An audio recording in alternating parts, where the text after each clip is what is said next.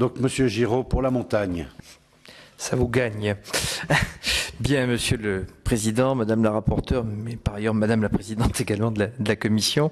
Un propos d'abord liminaire et préalable. La montagne a, j'allais dire, un statut particulier relativement à l'offre, l'organisation d'offres de soins, puisque je vous rappelle que depuis la loi montagne de 85 et du fameux droit à la différence qu'elle a présenté pour ces territoires, le texte de loi et son article 55 en particulier établit que l'existence en zone de montagne d'une assistance médicale répondant aux besoins courants des populations et contribuant au maintien de la vie locale est d'intérêt général. Bon, tout simplement pour préciser qu'il y a un cadre juridique, même s'il demeure assez flou, mais qui existe sur la spécificité des zones de montagne. Une deuxième remarque qui sous-tendra le reste de mon discours, je crois qu'il est difficile de parler de territorialité lorsque l'on parle d'offres de soins, dès lors qu'on se situe toujours dans un contexte où les directeurs généraux des agences régionales de santé ne sont pas sous tutelle des préfets de région, fût-ce pour une partie de leurs activités. Moi, j'insiste beaucoup là-dessus parce qu'on a eu des conflits chez nous entre préfets de région, le précédent, et directeur d'ADRS. Alors, le précédent, donc il y a prescription sur les deux personnages, qui se sont réglés dans la presse, d'ailleurs, ce qui était assez étonnant.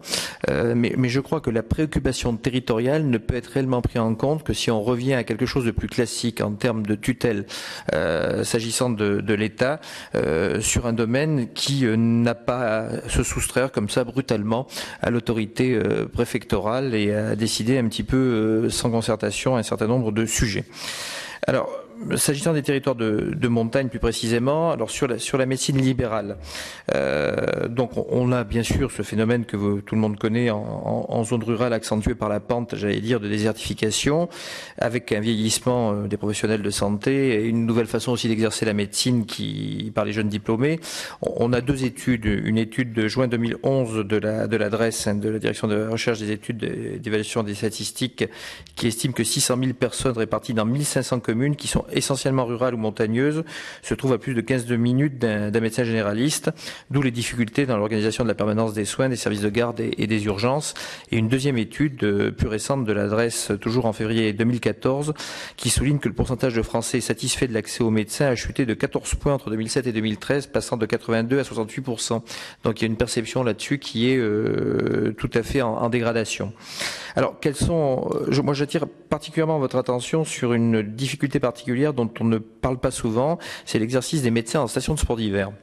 Alors ce sont des difficultés qui sont amplifiées parce que ces stations sont confrontées à des afflux de touristes sur des périodes extrêmement brèves et en plus espacées dans l'année. Alors les médecins de montagne, puis c'est comme ça qu'on les appelle et qu'ils s'appellent eux-mêmes, assurent la prise en charge de 96% des traumatismes qui sont liés au ski, ce qui permet vraiment de diminuer la collectivité par les coûts pour la collectivité, puisque l'engorgement des services d'urgence, les problématiques d'ambulance, tout cela est diminué par leur présence. Pour vous donner simplement un exemple, à Val Thorens, où il n'y a pas de médecin avant l'hôpital de Moutier, qui est à 40 km de route de montagne, il y a des médecins 24 heures sur 24 et 7 jours sur 7 pendant la saison d'hiver, et ces médecins tout simplement, ce sont des jeunes praticiens en secteur 1 qui n'ont absolument plus les moyens financiers pour exercer cette médecine avec une orientation traumatologique parce que l'immobilier, le logement, le coût de la vie, les plateaux techniques sont tels qu'on n'y arrive plus. Et je crois que pour éviter le déconventionnement de ces praticiens, il faudrait vraiment prévoir la création d'un secteur de dépassement qui est adapté à ce type de spécificité de médecins de montagne et également des aides pour l'acquisition de matériel qui sont par exemple des radiographies numériques qui sont vraiment indispensables pour des diagnostics. Ma deuxième remarque a trait aux pharmacies. Donc la place des pharmaciens est établie par la loi HPST. Nous nous inquiétons vraiment du maillage officinal français et de la fermeture de beaucoup de pharmacies dans les zones de montagne et en particulier dans les zones de piémont, dans les zones qui sont plus du rural avec de la pente, j'allais dire, que de la montagne stricto sensu. On a de ce fait quelque chose qui est de plus en plus difficile à mener parce que quand il n'y a pas de pharmacie, il n'y a pas non plus de médecins qui veulent s'installer. En fait, tout ça est un cercle vicieux. Donc, je pense qu'il faudrait qu'il y ait des mesures pour maintenir le réseau des officines dans les territoires ruraux et en montagne. Est-ce que c'est une orientation qu'il faut prendre dans le cadre des maisons de santé pluridisciplinaires où les pharmacies ne sont pas spécifiquement pointées comme des éléments de ce maillage, alors qu'elles devraient l'être? Moi, je vous avoue que je suis aussi un pratiquant, puisque j'ai fondé une maison pluridisciplinaire de santé sur mon territoire, qui est également une maison régionale de santé, puisque dans certaines régions, la région a pris en compte cela.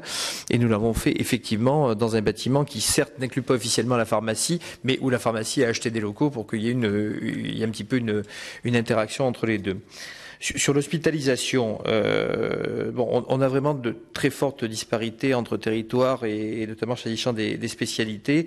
Et c'est là encore les zones de montagne et les populations qui y vivent qui, pardonnez-moi l'expression, mais morflent le plus. On a ces cas de fermeture de services ou d'établissements qui sont décidés par les ARS, notamment dans les maternités. Alors, on a une étude là encore de l'adresse d'octobre 2012, c'est tout à fait intéressant, qui établit que les maternités ont dit un temps d'accès stable malgré les fermetures. Mais il y a des inégalités qui sont bien spécifiées dans ce document. Il y a 8 départements en France, la Haute-Corse, l'Ariège, le Lot, la Lozère, la Creuse et la Haute-Saône, ainsi que le 04, les Alpes de Haute-Provence, qui sont des départements de montagne où le temps d'accès à la maternité dépasse jusqu'à 40 minutes en période sans neige. Bon, vous comprenez bien qu'en période avec neige, c'est assez dramatique, alors qu'il est de moins de 17 minutes pour la moitié des Français. Alors, quelles sont nos préconisations? Je m'excuse si je dépasse légèrement, mais on est en temps programmé, c'est bien ça? Oui, on est en temps programmé, donc tout va bien. Donc, quelles préconisations? Tout d'abord, il s'agit d'assurer une répartition plus équilibrée des médecins sur le territoire national.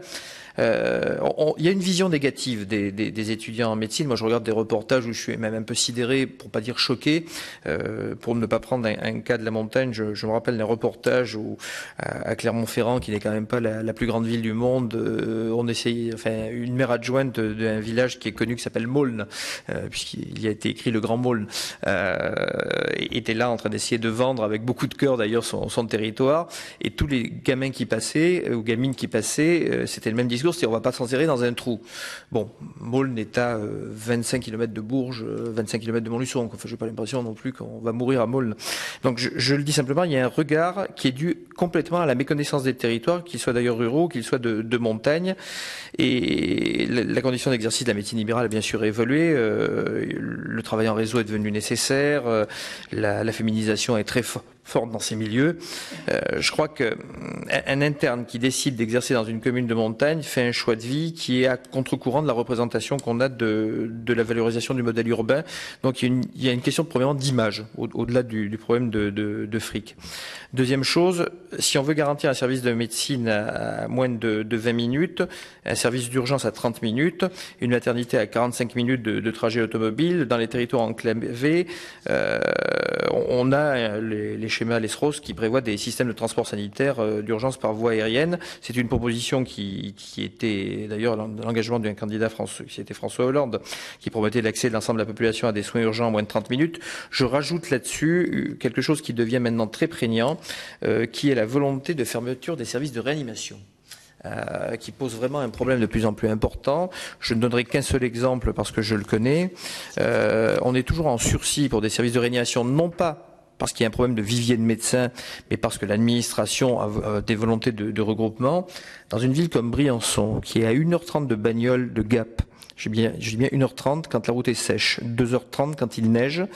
On est toujours sur le fil du rasoir. On nous annonce encore 2 ans et puis on verra après.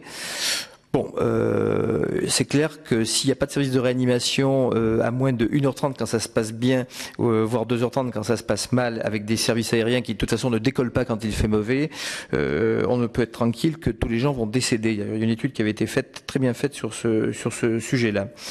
Il y a aussi un sujet qui nous inquiète, c'est qu'il y a des praticiens territoriaux de médecine générale et les zones de montagne ont été complètement sous-dotées sur les 180 recrutements de 2013. Aucune priorité aux zones de montagne. Je dis bien 0 priorité. Donc on souhaite que bien évidemment cela évolue. On a également le souci de devoir instaurer des stages longs dans les zones déficitaires durant le cursus d'études médicales pour qu'on apprenne un petit peu ce qui se passe. Comme l'a dit Madame la représentante des villes moyennes, le développement de la télémédecine impose qu'il y ait des crédits dédiés. Alors, est-ce que c'est dans les contrats de plan État-région? Est-ce que c'est où il faut les flécher? Mais il faut qu'il y ait des crédits dédiés. Il y a également le problème de l'appréciation du temps de parcours, parce que l'accessibilité géographique, c'est pas tout à fait la même quand il y a des aléas climatiques et quand il y a du relief. Donc que l'on parle surtout pas de distance, mais de temps. Vraiment, parce que sans ça, tout ça est complètement ridicule. Et je vous l'ai dit tout à l'heure, Briançon-Gap, c'est 89 km, 1h30 quand ça se passe bien, 2h30 quand ça se passe mal. C'est pas tout à fait la même chose que dans une zone où vous avez des autoroutes. Il y a même des exemples en montagne qui sont moins dramatiques. Quand vous êtes entre Chamonix et Sallanches, vous avez 20 minutes, mais d'autoroute. C'est pas tout à fait la même chose que quand vous êtes dans une zone où il n'y a pas d'autoroute. Voilà, c'est un peu différent, où il y a des cols. Enfin, j'en aurais terminé avec ces 2 points particuliers. Il faut vraiment développer les maisons pluridisciplinaires de santé, parce que ça permet la mutualisation des moyens et l'exercice de la médecine de groupe, des paramédicaux qui sont également dans la même structure. Moi, je vous invite, je ne sais pas si votre mission a le temps de faire des visites de terrain, mais je vous invite à voir la politique qui a mené conjointement l'État et la région Provence-Alpes-Côte d'Azur sur les territoires déficitaires de cette région, qui d'ailleurs s'est traduite par l'installation de maisons régionales de santé, qui sont également des maisons pluridisciplinaires de santé, uniquement en zone de montagne, c'était des appels à projets, ou uniquement en zone urbaine sensible, où là encore il y avait un problème qui se posait d'ailleurs de manière tout autant accrue. Moi, je vous invite à voir ce qui a été fait et qui je trouve est un exemple, puisqu'en fait les collectivités n'ont plus que 20% d'autofinancement sur ces structures-là. Et comment voulez-vous qu'une collectivité qui est déjà pauvre assure l'infrastructure d'une maison régionale, d'une maison pluridisciplinaire de santé, si elle doit se taper 80% du financement sur ses fonds propres? C'est impossible. Et je termine. Il y a un sujet qui n'est pas du tout pris en compte dans cette France de l'intérieur, c'est la coopération sanitaire transfrontalière. Alors il y a des frontières où ça marche bien, France-Belgique, mais il n'y a pas trop de montagnes. Il y a des zones frontalières où en montagne on a des accessibilités qui sont meilleures de part et d'autre de la frontière. On a également des viviers de médecins plus importants de part et d'autre de la frontière. L'hôpital de Briançon a 35% de praticiens qui sont des praticiens du CHU de Turin. Bon, pour autant, tout cela n'est pas organisées. Les zones de coopération sanitaire ont du mal à se mettre en place. Elles ne sont pas prises en compte par les agences régionales de santé. Et je crois que c'est vraiment un sujet qu'il faut vraiment creuser. Il est absolument aberrant qu'on fasse de la coopération transfrontalière lorsqu'il s'agit de zones urbaines en se disant ça va bien marcher, et quand il s'agit de zones de montagne où on laisse tomber complètement les choses, alors même que nos voisins sont souvent demandeurs. J'ai été obligé de violer, je le dis bien, l'ancien directeur général de l'agence régionale de santé de Marseille pour qu'il accepte de participer à un colloque avec son homologue du Piémont. Il voulait absolument pas, et son argument final avait été oui, mais de toute façon je ne parle pas italien. Je dirais rassurez-vous, les étrangers parlent tous le français, puisque c'est comme ça. Mais c'est vraiment, on a un blocage psychologique qui est surréaliste. Alors je sais bien qu'il y a des problèmes de remboursement de temps en temps, mais qui sont pas si flagrants que ça. Mais je crois que sur le transfrontalier, il faut vraiment qu'on regarde de très près. Ça concerne vraiment les Pyrénées et les Alpes en particulier. Mais il y a vraiment quelque chose d'important à monter, y compris sur le vivier de médecins. Voilà, pardonnez-moi d'avoir été un petit peu long.